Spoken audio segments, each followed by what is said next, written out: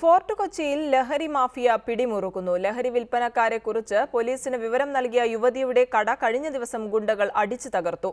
അനധികൃത ഹോട്ടലുകളുടെ അകത്തളങ്ങളിലാണ് ലഹരി mafia തമ്പടിക്കുന്നതെന്ന് police പറഞ്ഞു. ഫോർട്ട് കൊച്ചി കടപ്പുറം കേന്ദ്രീകരിച്ച് ലഹരി മരുന്ന് മാഫിയയുടെ പ്രവർത്തനം ശക്തമാവുകയാണ്.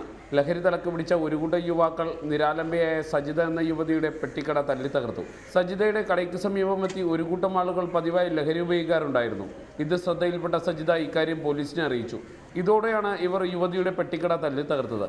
ഞങ്ങൾ രാത്രി 10-12 മണി വരെയൊക്കെ കച്ചവടം ചെയ്തുകൊണ്ടിരുന്നതാണ്. ഇപ്പോൾ കുറച്ച് നാളായിട്ട് ഈ ഫാസ്റ്റ് ഫുഡൊക്കെ ഇങ്ങോട്ട് വന്നതോടുകൂടി സന്ധ്യ ആയി കഴിഞ്ഞാൽ കള്ളും കഞ്ചാവും മയക്കമരുന്നൊക്കെ ഉപയോഗമാണ്. രാവിലെ ഞങ്ങൾ കട തുറക്കാൻ വരുമ്പോൾ തന്നെ കടറ വാതിക്കൽ ബിയറിൻ്റെ കുപ്പിയും സോഡാ കുപ്പിയൊക്കെ തല്ലിപ്പൊട്ടിച്ചു എല്ലാം നശിപ്പിച്ചിട്ടിട്ടുണ്ടാവും. കടറ മുകളിലും എല്ലാ പാത്തിയിലൊക്കെ സോഡാ കുപ്പിയൊക്കെ കുത്തിവെച്ച് വളരെ വൃത്തികേടാക്കി ഇവിടെ കൊണ്ടുവന്നിട്ടുള്ളതാണ്.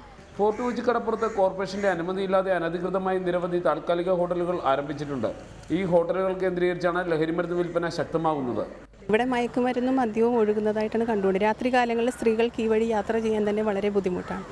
ഫോർട്ട് കൊച്ചിയിലെത്തുന്ന വിദേശികളെ ലക്ഷ്യമിട്ടാണ് ലഹരിമരുന്ന് മാഫിയയുടെ പ്രവർത്തനം. റിപ്പോർട്ടർ, കൊച്ചി.